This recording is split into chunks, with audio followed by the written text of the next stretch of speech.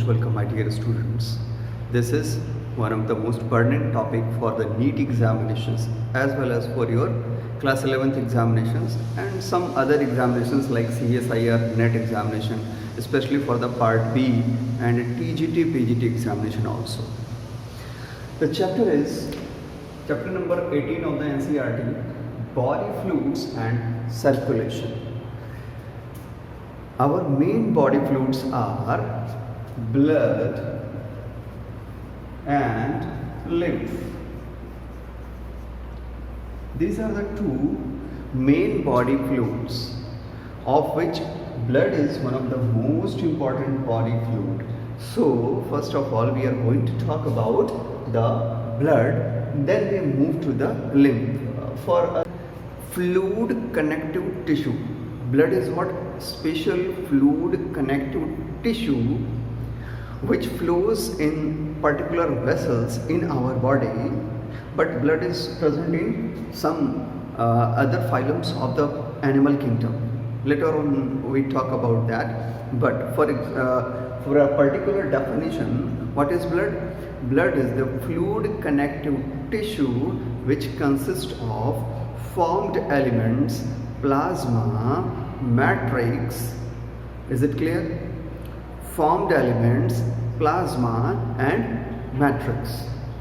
So these are the three components which actually present in a blood. Now we can divide blood into two different parts. These are the constituents. The first one is formed element and the second one is plasma.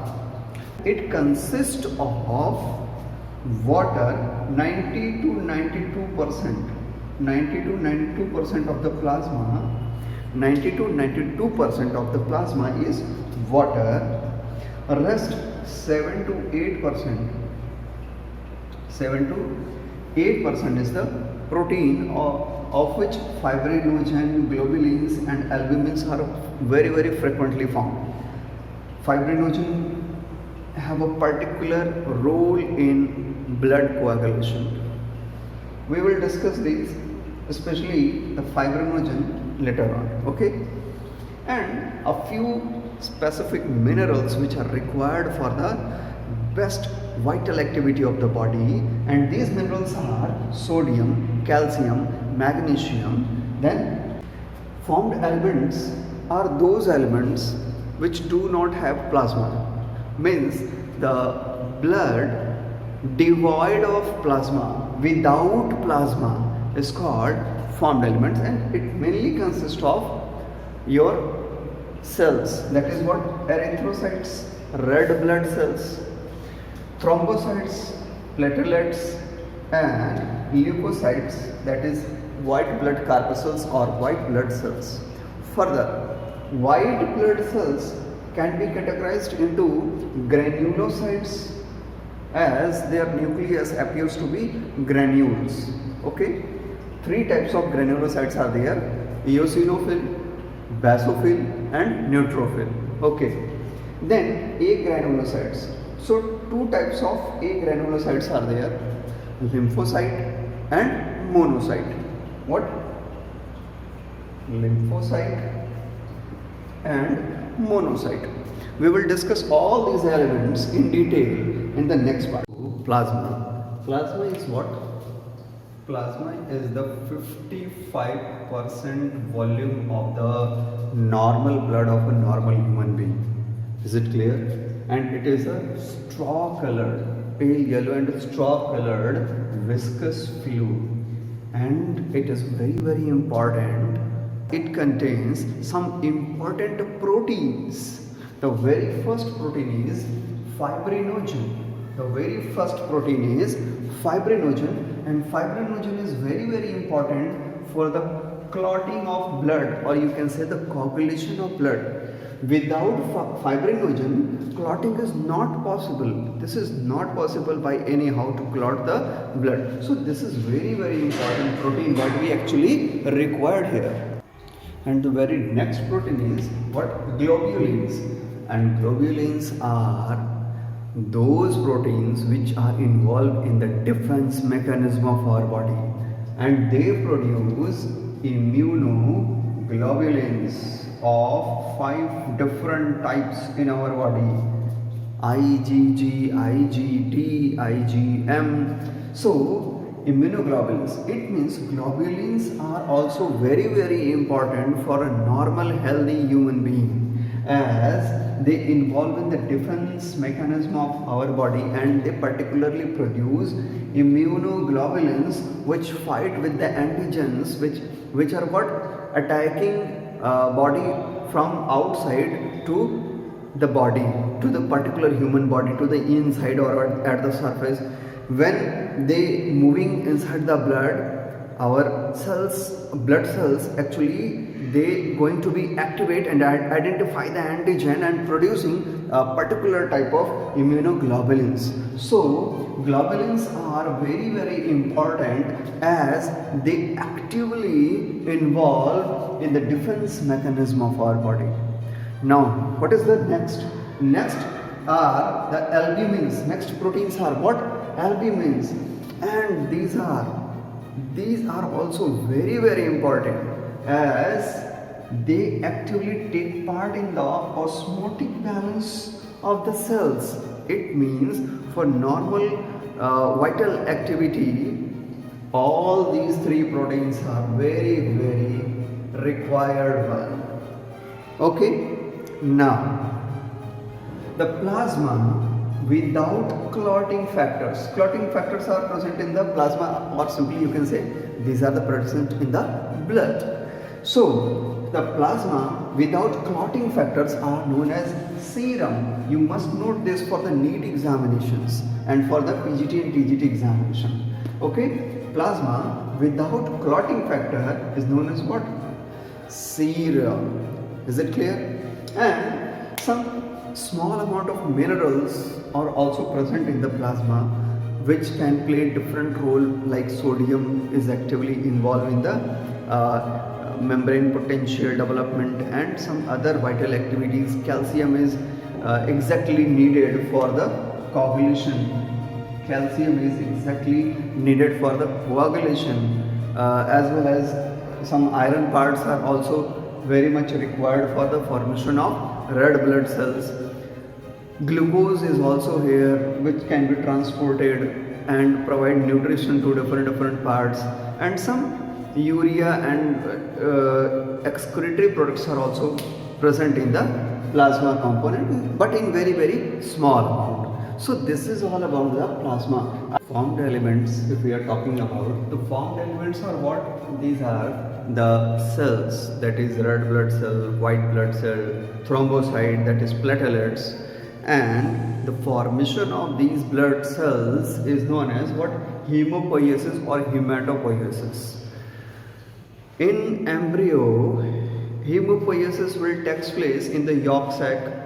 Later on, in the later stages, it will transfer to the liver and spleen, and in the mature baby, the infant, and in the adults, the site for the hemopoiesis is red bone marrows. These are red bone marrows. Okay. Now, erythrocytes are the first formed elements of our study. These erythrocytes or red blood cells have a normal concentration of 5 to 5.5 million per millimeter cube of the normal blood. Is it clear? So this is for the normal human being. Normal human being. In male it may be slightly lower, in female it may be slightly higher, but this is the average. This is the particular average. Okay. Out of the all formed elements, red blood cells are the majorly found cells in our blood. Although you can say that in blood, out of all the cells, RBCs are most frequently found cells. Okay. Now, the percentage of the total blood volume which is occupied by the red blood cell, that is RBC, is called hematocrit. Have you puncture your finger and drop it on the slide?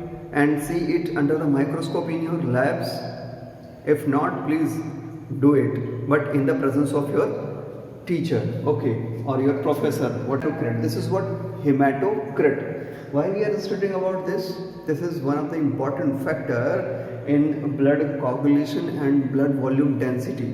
That's why we are going to study about a very few lines about the hematocrit. Normal range of the hematocrit in the male is 40 to 54%, whereas in the female it is 38 to 46%. You must note all these things for your upcoming examinations.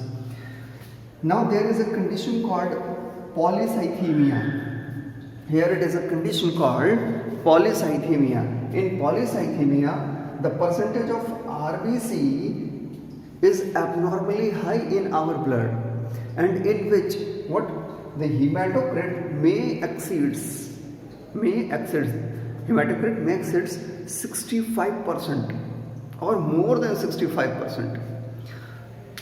So what? They may increase. What is the problem behind this? Actually, this increased level cause viscosity to the blood and may block or coagulate a particular region of the blood vessel, and this may cause the failure of the heart or bursting of the vessel at that particular point. So we are actually studying about this polycythemia. Please have a screenshot of this. Now see that red blood cells, since they are termed red, so what is the red pigment here? It is hemoglobin. Now you see the role of globin proteins here. They along with the iron, globin along with the iron, they are known as what? Hemoglobin. And in a normal healthy human adult, hemoglobin is about 12 to 16 grams per 100 ml of blood. Now listen again, 12 to 16 grams per 100 ml of blood. Is it clear? Note this one. This is very, very important for your NEET examinations and for your PGT biology examinations. Okay? Mature RBC is without nucleus. Mature, it means what? The precursor have nucleus, but mature RBC, which is actually present in the blood, in the veins, they are devoid of nucleus. They do not have nucleus. Okay, and the average lifespan of the RBC is 120 days. 120 days. Now there is a question: what is the average duration of formation of RBC, that is erythropoiesis? It is 120 hours, or you can say 1 week. 1 week. Simply you can say 1 week.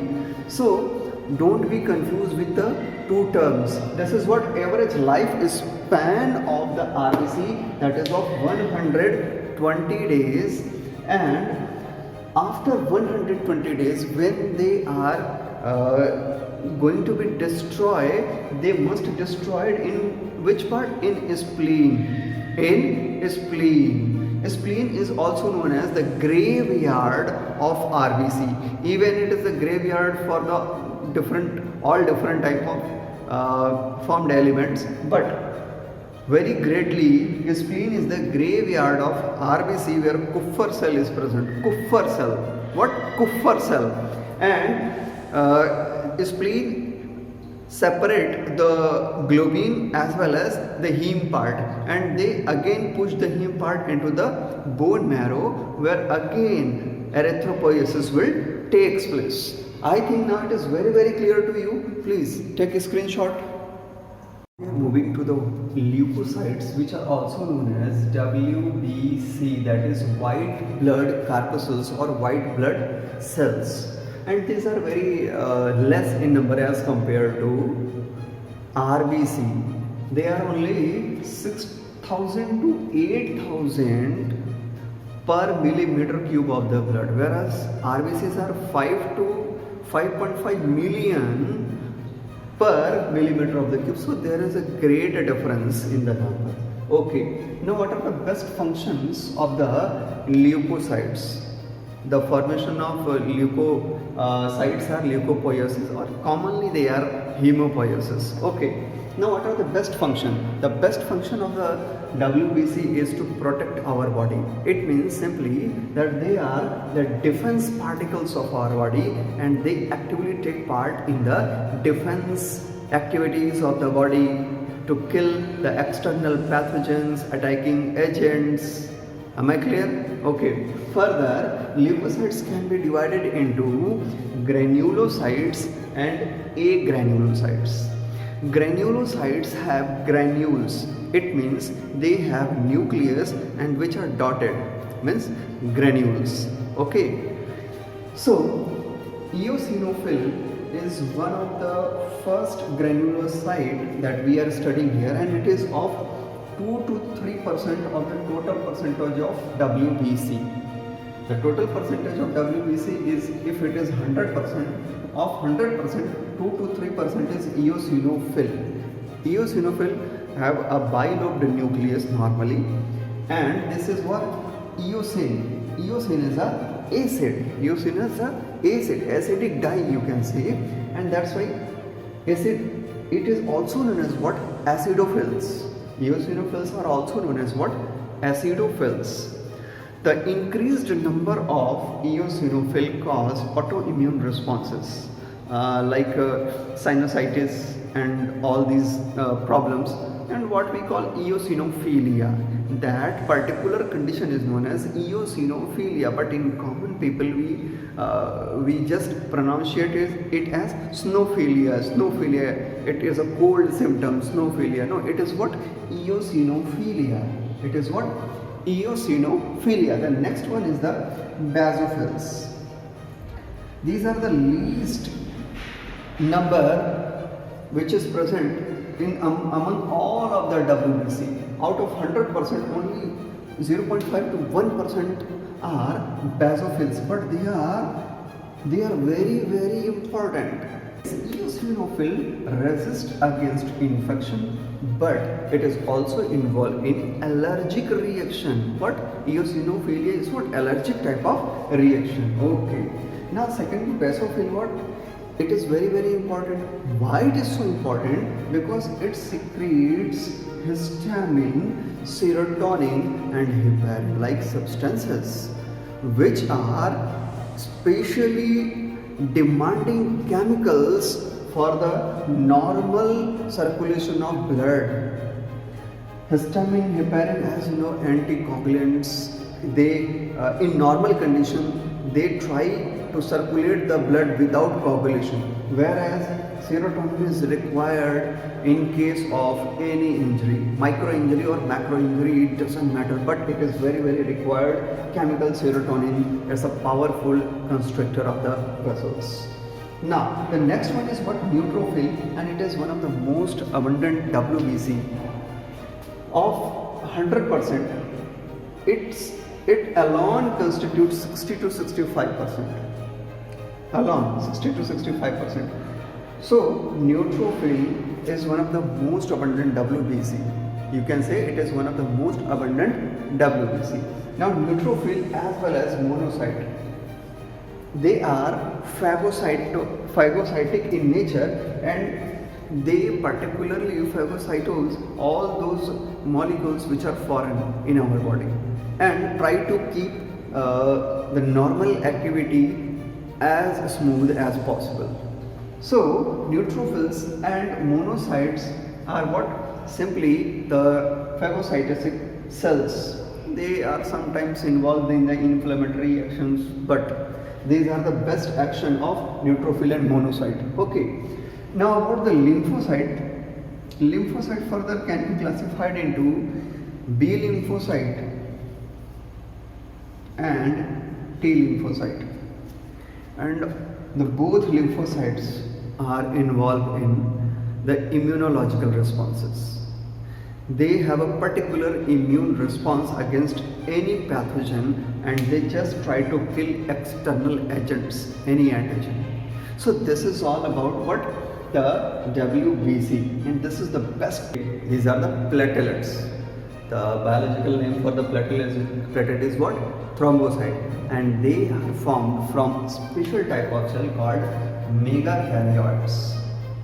Okay, megakaryotes are responsible for the development of, or you can say for the formation of thrombocyte. You can see my previous video on erythropoiesis and try to understand how actually these cells mature. Okay, in my previous videos I will discuss it in very different aspects for the CSIR students only. This is for the NEET students and for the PGT and TGT aspirants. Okay, and in normal human adult, it is 1.5 to 3.5 lakh per millimeter cube of the blood volume. So you can see that different blood cells have different concentration in the blood. It shows that how a different formed element perform their function efficiently in their particular given numbers. Okay? Now, what are the best function of these thrombocytes? The best function is to coagulate the blood. Thrombocytes have coagulation factors. Although plasma it contains different coagulation factors, but thrombocytes especially have coagulation factors, and these are the special cells which are responsible for the coagulation of the blood, that is blood clot. What? Clots, or you can say the platelet clots. They also secrete, means thrombocytes also secrete what? Serotonin. As you know, serotonin is what? The powerful vasoconstrictor. So this is about the formed elements. Now we are going to talk about the different chemicals present in different animal groups that impart different color. For example, in human blood it is hemoglobin, due to which blood appears red. So I make a chart. Please have a screenshot of this. Now please have a look on this chart. These are the respiratory pigments, the color which is due to the respiratory pigments, the metal which is present in the respiratory pigment, and the phylum, or you can say the organism where it will be found. The first one is, of course, it is hemoglobin, heme plus globin, and it imparts red color. The component which is metal which is present here is the iron, and it found in most of the vertebrates and a few annelids. Okay. Now next one is the hemocyanin. Hemocyanin imparts blue color, and the metal which is present here is the copper, and it is found in mollusk and arthropods. The next one is chlorocruorin, which imparts green color, and it is also due to the presence of iron. So you can see iron is the most important metal present in the respiratory pigments, and why sometimes it is red, it is green, it is due to the oxidation state. What you have studied in the chemistry, the different oxidation states impart different colors. Okay, and these are found in few annelids. The next respiratory pigment is hemoerythrin. Here it is again hemo, but globally, instead of globins, it is what? Erythrins. So hemoerythrin also imparts red color, and iron is the main pigment here, and it found in few annelids. The fifth important pigment which is found in the animal kingdom is what? Phenoglobin. It is what? Phenoglobin, and it imparts brown color, and the main metal which is present here is the manganese. You can note these. You must screenshot this one. Okay, and found in few mollusks. So you first of all you must take screenshots. Okay, so this is all about the introductory part of the blood and the different type of respiratory pigments which are present and formed elements. In the next video segment, we are going to talk about the ABO blood grouping system, RH factors, and coagulation. Thank you very much.